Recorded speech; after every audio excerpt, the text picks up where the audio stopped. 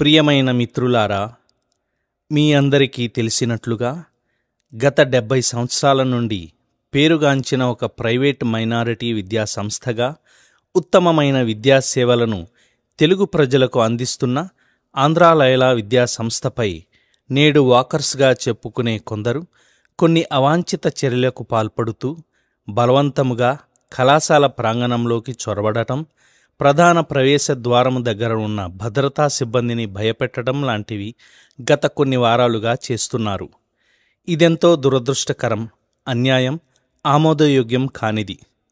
ఇది ముమ్మాటికి ప్రాథమిక హక్కుల ఉల్లంఘన, రాజ్యాంగ విరుద్ధమైన చర్య మరియు మైనారిటీ హక్కుల ఉల్లంఘన. ఈ సంఘటనల విషయమై ఆంధ్రా లయలా సంస్థల యాజమాన్యమైన మేము, ఇతర లయలా కుటుంబ సభ్యులు ఎంతో ఆవేదనను వ్యక్తం చేస్తున్నాము. ఈ సంఘటనలకు సంబంధించి కొందరు వ్యక్తులు, సంఘాలు పక్షపాత వైఖరి కలిగిన సామాజిక మాధ్యమాలు తప్పుడు సమాచారాన్ని, ఆధారం లేని కథనాలను ప్రచారం చేస్తూ వాటిని వారి వ్యక్తిగత ప్రయోజనాల కోసం వాడుకుంటున్నారు. తద్వారా కళాశాలను అప్రతిష్టపాలు చేయడానికి ప్రయత్నం చేస్తున్నారు.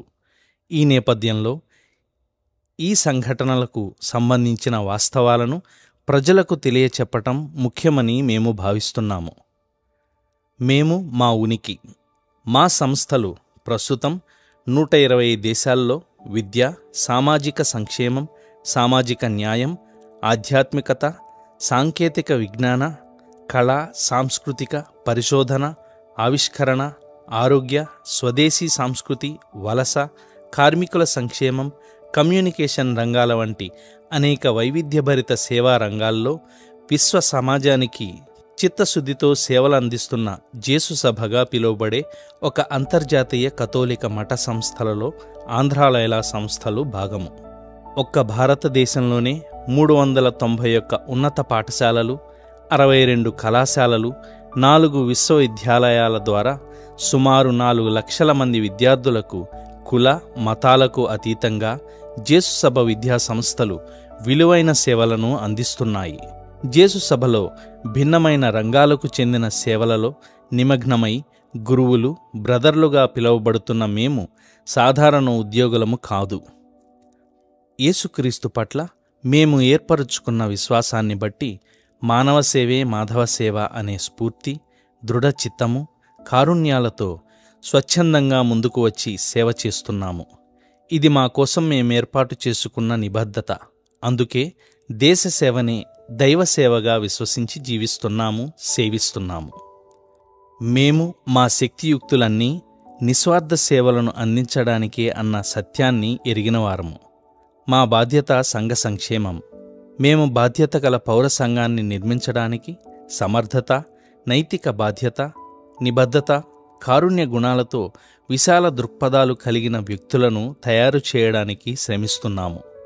1953వ సంవత్సరం డిసెంబరు 9న స్థాపించబడినప్పటి నుండి ఆంధ్రా లయలా కళాశాల విద్య, సామాజిక సేవలకు కరదీపికగా పేరుగాంచింది. నాటి నుండి కొన్ని వేల మంది విద్యార్థులు ఉన్నత స్థాయిలో స్థిరపడడానికి విద్య, వైద్య, సాంకేతిక, వ్యాపార, సామాజిక సేవ, పౌర, ప్రజాసేవ రంగాల్లో సేవలు అందించడానికి తీర్చిదిద్దింది. ఈ ఆదర్శ సేవలను స్థానిక, జాతీయ, అంతర్జాతీయ సంఘాలకు చెందిన వారికి అంకిత భావంతో అందించి వారి హృదయాలలో చెరగని ముద్రను వేసింది. ఎంతోమంది పూర్వ విద్యార్థులు విద్య, సామాజిక, ఆర్థిక విషయాలలో మాకు తోడుగా నుండి వారి మాతృ సంస్థ పట్ల అపారమైన కృతజ్ఞతాభావాన్ని వ్యక్తపరచడం మాకెంతో సంతోషం కలిగిస్తుంది. ఎంతో నిర్మాణాత్మకమైన పాత్రను పోషిస్తున్న మా పూర్వ, ప్రస్తుత బోధన మరియు బోధనేతర సిబ్బంది సంస్థ పట్ల ప్రగాఢమైన అంకిత భావాన్ని, సన్నిహిత బాంధవ్యాన్ని వ్యక్తపరుస్తూ వారి పరిజ్ఞాన పాండిత్యాలతో కళాశాల సమగ్రాభివృద్ధికి, ప్రతిష్టకు అద్దం పడుతూ అందిస్తున్న సహకారం ఎంతో అభినందనీయం. వారు సంస్థ వారసత్వ నిర్మాతలుగా, సుస్థిరమైన అభివృద్ధి ప్రదాతలుగా భవిష్యత్ తరాన్ని ఆదర్శవంతంగా తీర్చిదిద్దడంలో నేర్పరులుగా పేరుగాంచారు. మా విద్యార్థుల తల్లిదండ్రులు, శ్రేయోభిలాషులందరూ మా విద్యార్థులను రూపొందించడానికి మేము ఏర్పరుచుకున్న లక్ష్యాలు, విలువల పట్ల ఎంతో నమ్మకాన్ని వ్యక్తం చేస్తున్నారు. విజయవాడ నగర, ఆంధ్ర రాష్ట్ర ప్రజలు మా సంస్థ ప్రతిష్టను కొనియాడటం గమనార్హం. మా దృష్టిలో లయోలా కళాశాల కేవలం ఉత్తమ విద్యను అందించడమే లక్ష్యంగా కాకుండా విద్యార్థుల, అధ్యాపకుల సమగ్ర నిర్మాణంపైన దృష్టి పెడుతుంది. స్థానిక, జాతీయ, అంతర్జాతీయ సమస్యలు, విపత్తులకు స్పందించి తగు రీతిలో సాయపడటానికి మా విద్యార్థులను తయారు చేయడం మా శిక్షణలోని ప్రత్యేకత. ఇటీవల కాలంలో మేమందించిన సేవల్లో ముఖ్యమైనవి ఆదివాసుల సంక్షేమ సేవ, కోవిడ్, వైనాడ్, విజయవాడ వరద బాధితులకు అందించిన సహాయం, సామాజిక దురాచారాలను రూపుమాపడానికై చేసిన సేవలు, చంద్రునికో నూలుపోగు వంటివి. ఇంత ప్రతిష్టాత్మకమైన సంస్థపై నేడు కొందరు తమ స్వార్థ ప్రయోజనాల కోసం దాడి చేయడం ఎంతో దురదృష్టకరం. తెలియవలసిన నేపథ్యం: 2000 సంవత్సరం ప్రారంభంలో కొన్ని ఆరోగ్య కారణాల రీత్యా కొద్దిమందిని లయోలా ప్రాంగణంలో నడవడానికి యాజమాన్యం వారు అనుమతించారు. సంవత్సరాలు గడిచే కొద్దీ వీరి సంఖ్య పెరుగుతూ వచ్చింది. నెమ్మదిగా మా కాలేజీ పేరు మీద ఒక అసోసియేషన్గా ఏర్పడడం, సభ్యత్వ రుసుమును వసూలు చేయడం, లాఫింగ్ క్లబ్ వంటి ఉపసంఘాలను, వ్యవస్థీకృత సాంస్కృతిక కార్యకలాపాలను ఏర్పాటు చేయడం, ఒక విధంగా ప్రాంగణాన్ని ఒక పబ్లిక్ పార్కులా మార్చి రాజకీయ సంబంధమైన అనుబంధాలను కూడా ఏర్పరచుకోవడం వంటివి మొదలుపెట్టారు. ఇవి మా సంస్కృతి విలువలపై ప్రభావం చూపటం మొదలుపెట్టాయి. చివరికి అవి సంస్థ యొక్క ఆశయ లక్ష్యాలకు ప్రతిబంధకాలుగా మారాయి. 2018వ సంవత్సరంలో వాకర్స్ అసోసియేషన్కు సంబంధించిన కార్యకలాపాలను సమీక్షించడం ప్రారంభించాము. లయోలా కుటుంబ సభ్యులతోనూ, శ్రేయోభిలాషులు, మద్దతుదారులతో సంప్రదింపులు చేసిన తరువాత మా ముందు 2 మార్గాలు కనిపించాయి. మొదటిది వాకర్స్ క్షేమాన్ని మెరుగుపరచడం, లేదా రెండవది మా ఏకైక లక్ష్యమైన సురక్షిత, సానుకూల విద్యా వాతావరణాన్ని మా విద్యార్థులకు, అధ్యాపకులకు అందించడం కొనసాగించడం. లాభ నష్టాలను బేరీజు వేసుకున్న తరువాత మేము రెండవ మార్గాన్ని ఎంపిక చేసుకుని సంస్థ మూల లక్ష్యాలను కాపాడటం బాధ్యతగా భావించాం. నాటి నుండి వాకర్స్ అసోసియేషన్ పరిమితిని, వారి కార్యకలాపాలను తగ్గించుకుంటూ వచ్చాం. 2019వ సంవత్సరంలో కోవిడ్ సంక్షోభం మొదలైన దగ్గర నుండి ప్రాంగణం లోపల నడవడానికి అనుమతులను పూర్తిగా రద్దు చేశాము. కోవిడ్ సంక్షోభం ముగిసిన తరువాత వాకర్స్ తగిన అనుమతుల కోసం మమ్మల్ని సమీపించి ఒత్తిడి తీసుకువచ్చారు. కొన్నిసార్లు వారి సామాజిక బలముతోనూ, రాజకీయమైన అండతోనూ బెదిరించడం కూడా చేశారు. కానీ విద్యార్థుల, అధ్యాపకుల, తల్లిదండ్రుల మేలును కాంక్షించి సంస్థ యాజమాన్యం అంగీకరించలేదు. అయితే ఉన్నత హోదాలో ఉన్న కొంతమంది ప్రభుత్వ అధికారులకు మాత్రం వారి భద్రత అవసరాలను దృష్టిలో పెట్టుకుని నడవడానికి అనుమతినివ్వడం జరిగింది. 2023వ సంవత్సరం వరకు ఏ విధమైన ఆటంకం లేకుండా ప్రాంగణంలోని జీవితం సజావుగా సాగింది. విద్యార్థులు ప్రాంగణాన్ని ఉదయపు వేళల్లో కూడా స్వేచ్ఛగా వారి అవసరాల కోసం వినియోగించుకున్నారు. 2024వ సంవత్సరం మొదటి నుండి దురదృష్టవశాత్తు ఈ ప్రశాంత జీవితం కొంత ఇబ్బందికి గురైంది. 2024 జూన్ నెల నుండి స్థానిక రాజకీయ నాయకులు, ఇతర వాకర్స్ నుండి యాజమాన్యానికి సిఫార్సులు రావడం ప్రారంభమైంది. ఎందుకయ్యా బట్టలు పట్టించుకుంటారు ఓపెన్ చేయక? లేకపోతే గేట్లు తెరవగలము అని చెప్పి మేము ఇవాళ ప్రూవ్ చేసాం. 7 రోజులు వెళ్ళాం లోపలికి. కానీ ప్రభుత్వంలో పెద్దలందరూ మాకు ఇచ్చారు, రెస్టారెంట్ ఉండండి, మీరు కాలేజీని కన్విన్స్ చేస్తామని చెప్పారు. మేము కూర్చున్నాం ఇక్కడ. విద్యార్థులకు ప్రాంగణంలో ఏర్పడుతున్న ఇబ్బందుల కారణంగా యాజమాన్యం పదే వారి నిర్ణయాన్ని వాకర్స్కు వివరించడం జరిగింది. యాజమాన్యం తీసుకున్న నిర్ణయం ఒక వర్గానికి చెందిన వారు అంగీకరించలేకపోయారు. అంతేకాక వీరు పోలీస్ సిబ్బంది తోడ్పాటుతో సంస్థ ప్రాంగణంలోకి బలవంతంగా మళ్లీ చొరబడి అనుమతి లభించని పక్షంలో ఆస్తి నష్టం కలిగిస్తామని బెదిరించడం కొనసాగించారు.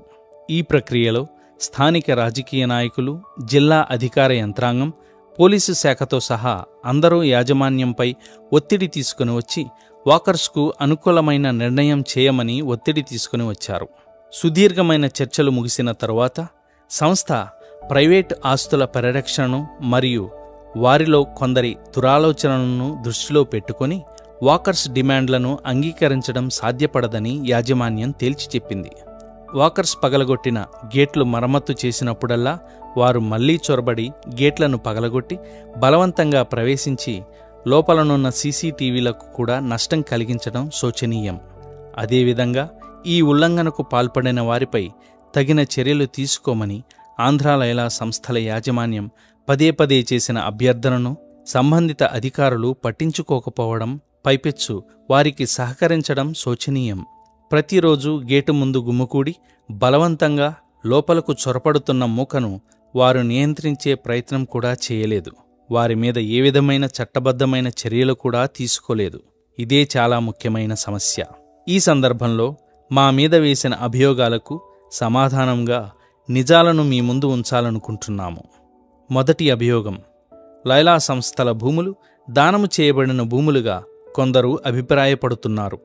వాస్తవం, కళాశాలకు సంబంధించిన భూమి మొత్తాన్ని 1952-53 సంవత్సరాలలో కొనుగోలు చేసి లైలా కాలేజ్ సొసైటీ గుంటూరు, విజయవాడ పేరు మీద రిజిస్టర్ చేయడమైంది. అప్పుడు ముందుకు వచ్చి ఉదారంగా ఆర్థిక సహాయం అందించిన దాతలందరికీ కాలేజీ యాజమాన్యం ఎప్పటికీ కృతజ్ఞత చూపడమే కాకుండా ఇప్పటికీ వారి కుటుంబాలతో సత్సంబంధాలు కలిగి ఉన్నది. ఈ ప్రాంగణంలో ప్రస్తుతం ఎన్నో సేవా విభాగాలు ఏర్పడి విభిన్నమైన సమాజ సేవలు అందిస్తున్నాయి.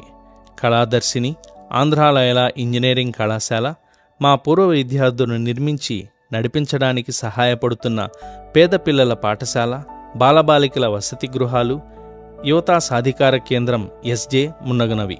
లైలా కాలేజీ సొసైటీ భవిష్యత్తులో ఎన్నో కీలకమైన విద్యాసంస్థలను ఏర్పాటు చేయడానికి సిద్ధపడుతుంది. ప్రజా ప్రయోజనాలను దృష్టిలో పెట్టుకుని మా ప్రాంగణాన్ని విద్యా సంబంధమైన అవసరాలకు మాత్రమే వినియోగించాలని ప్రగాఢంగా కోరుకుంటుంది.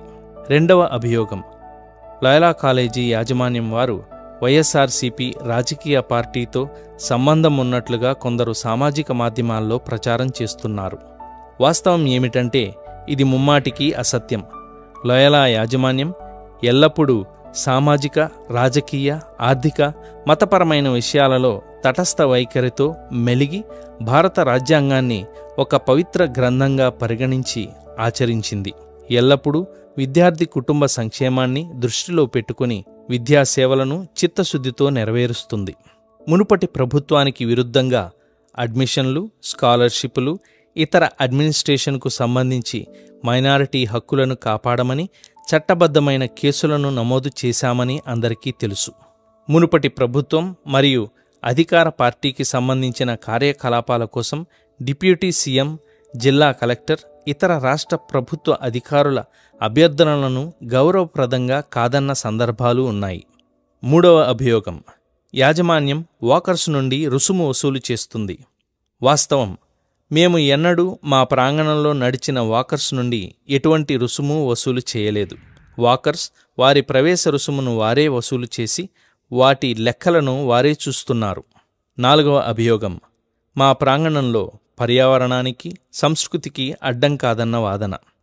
వాస్తవం, వాకర్స్ క్రమబద్ధంగా నిర్వహించే కార్యకలాపాలు, వ్యవస్థీకృతంగా చేపడుతున్న ప్రవేశ రుసుము వసూలు చేయడం, చిన్న చిన్న ఉపసంఘాలను ఏర్పాటు చేయడం, సాంస్కృతిక కార్యక్రమాలను ఏర్పాటు చేయడం, రాజకీయ చర్చలు జరపడం, ప్రాంగణాన్ని ఒక పబ్లిక్ పార్కుగా పరిగణించి కులపరమైన, పార్టీలపరమైన విభజనలను, విభేదాలను తీసుకొని రావడం ప్రాంగణంలోని సంస్కృతికి పూర్తిగా విరుద్ధం.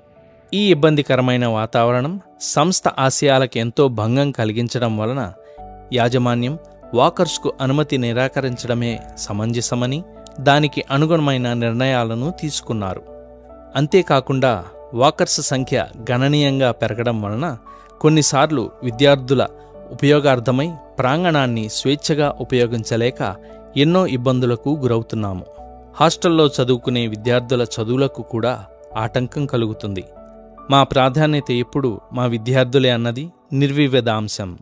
ఐదవ అభియోగం, రమేష్ హాస్పిటల్ లేదా ఎగ్జిక్యూటివ్ క్లబ్ వారికి భూమిని లీజుకు ఇచ్చినప్పుడు వాకర్స్ నడవడంలో తప్పేంటి?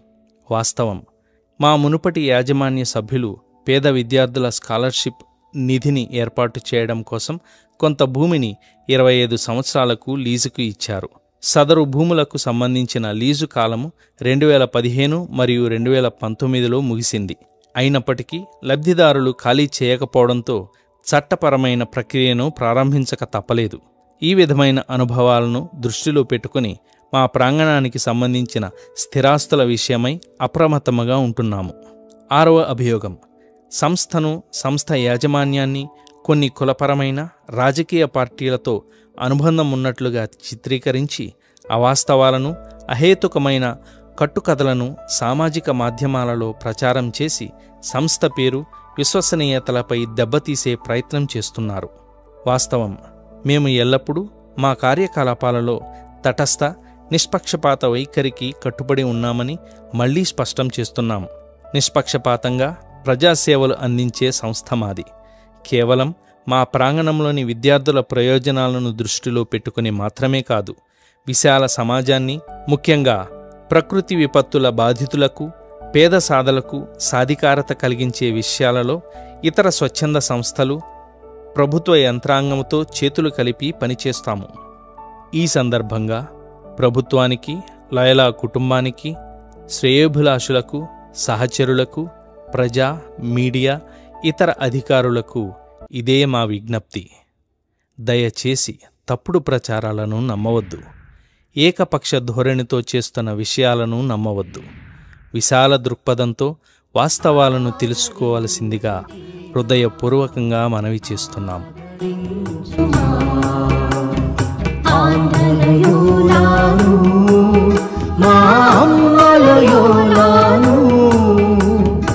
ఆదరించు దేవా, ఆదరించు ఆంధ్రలయోలాను, మా అమ్మలయోలాను.